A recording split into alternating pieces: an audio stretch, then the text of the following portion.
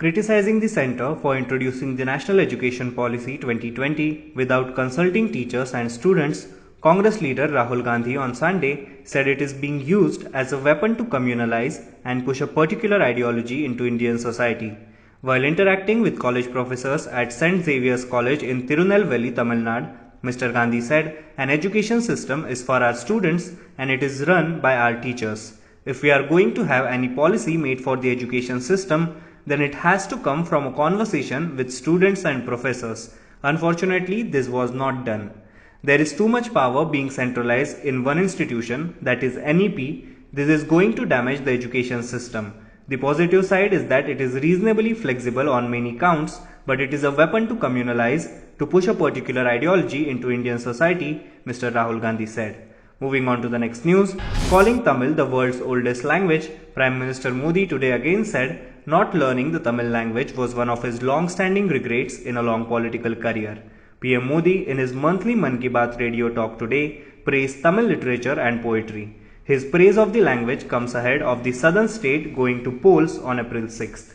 PM Modi, addressing his radio show, said that in its run-up, one listener had asked him if there was something he missed out on during these long years as Chief Minister and Prime Minister. "I thought about the question and felt that it is a regret of sorts that I could not learn the world's oldest language, Tamil. It is a beautiful language and popular across the world.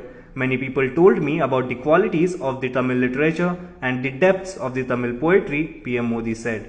Moving on to the next news, according to the report by Daily Mail, a United Nations panel has ruled that the daughter of the ruler of Dubai was seized by Indian commandos as part of a deal to extradite the British arms dealer Christian Michel. The UN officially linked the extradition to Dubai princess's capture and called for the release of Michel, who is accused of accepting a bribe to sell British-made helicopters to India. However, India rejected the opinion expressed by the working group, saying it was based on limited information and biased allegations. Moving on to the next news, Congress leader Rahul Gandhi on Sunday described Prime Minister Narendra Modi a formidable enemy who had crushed his opponents. However, Mr. Gandhi said that he will defeat the Prime Minister by following the path of love and non-violence. "Yes, we are fighting a formidable enemy. We are fighting an enemy that is dominating the money in this country. We are fighting an enemy that is crushing its opponents. But we have done this before. We have defeated a much bigger enemy, that is British, than this new enemy that has come," the Congress leader said. Who is Narendra Modi in comparison to the British Empire? Nobody. People of this country sent the British Empire back, and in the same way, we will send Narendra Modi back to Nagpur, Rahul Gandhi said. Moving on to the next news, Maharashtra Forest Minister Sanjay Rathod has resigned from his post after the opposition BJP linked him to a 23-year-old woman's alleged death by suicide in Pune. "I have submitted my resignation to Chief Minister Uddhav Thackeray since I have been accused of being linked to the woman's death.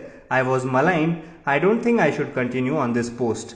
I will appeal that a swift investigation should be conducted in this matter so that truth comes out," he said. Now be the first to know about the latest updates on our new news app.